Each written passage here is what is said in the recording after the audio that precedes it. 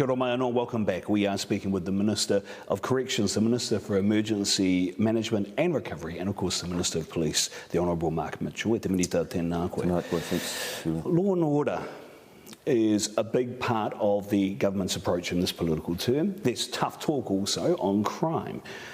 Do you think that matches the latest pay offer to police in those negotiations that are happening now? Yeah, so look, the reality is I can't talk to that in detail. We are still in good faith negotiations and we are at the table in good faith, and police and the association are still bargaining. I think there's due to be another meeting this coming Tuesday, and I'll be able to talk to that more once we've got through that good faith bargaining process. I'm glad you raised good faith negotiations. Do you think it was good faith to put an offer to police that you know was going to be rejected because it was very similar to the previous offer made by the previous government in September last year? Well, it was an enhanced offer, but look, at the end of the day, we understand, and I'm sorry, I can't get into the detail on that because we are in good faith negotiations. The minute that I start to get into the detail, then we'll be talking about the entire negotiation, and I'm not going to go there. The police and the association must be given the ability to be able to sit down in good faith and negotiate those details, and there's a lot of them. Okay, sure. Can you understand, though, that something you said enhanced, but it was,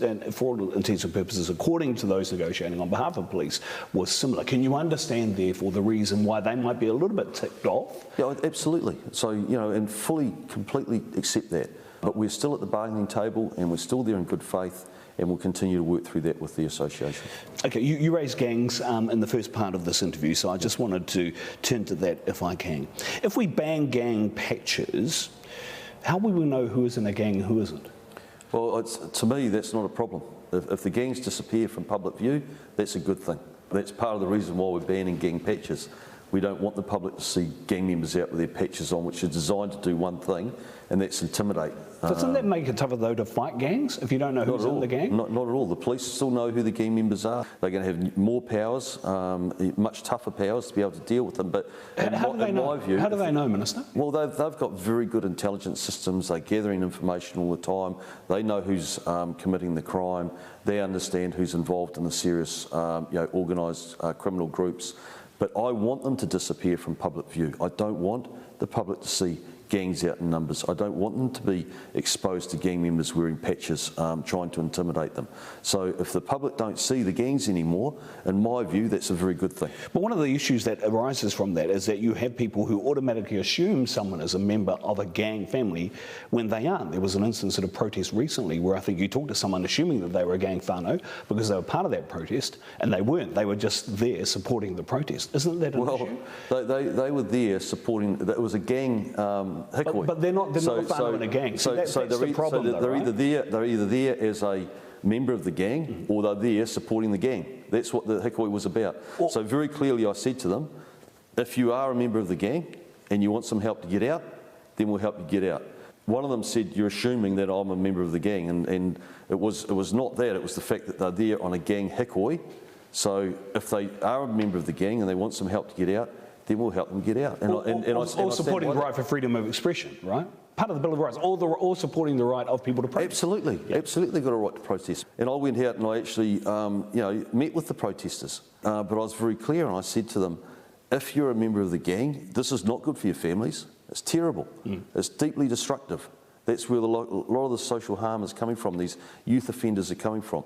Make no mistake, Julian, being a member of the gang is not a good thing. But what do you say to those who would say that you are diverting the energy of the police that should be going into tougher sentencing, apprehending, focusing on the money and the resource that supports gangs by diverting them to looking at uniforms? Well, they do gang pages? They do that. They've had some very successful operations just in the last few weeks. They continue to do that. It's not up to the police in terms of sentencing. That's obviously for the courts. But I expect the police, we've been very clear, and I've been very clear with the Commissioner of my letter of expectation, we are going to start policing the gangs hard. They think that they can take over public spaces, they think they can take over public roads, they think they can operate with impunity, they think that they can intimidate and assault members of the public. There's been a loss of respect for our police officers, there's been a loss of respect for any person in authority, and it's made the public less safe and it's made our front line less safe. Sure, we're quickly running out of time. I just wanted to raise one last thing.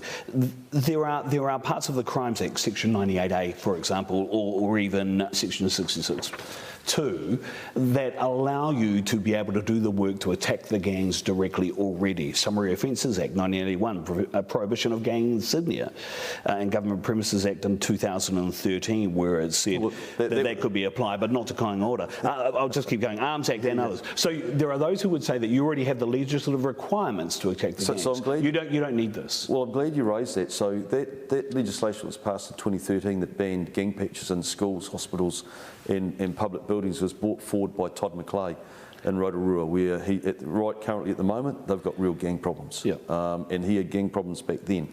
And he became a minister. I took that bill through for him, and it's been very successful.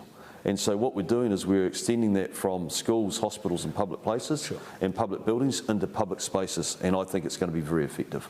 Yeah, sure, but the other thing is you have all those other legislative requirements that are there now. But they don't cover. That legislation only goes so far. Right. It doesn't cover public spaces. So what about the argument that you're impinging on people's personal rights to freedom? Well, I'm just willing to accept that one. I just think that gangs impinge on. There is a social contract and a social responsibility that if you live in this country, you don't go about assaulting, hurting, intimidating, and creating havoc. And if you do, then you're probably going to lose.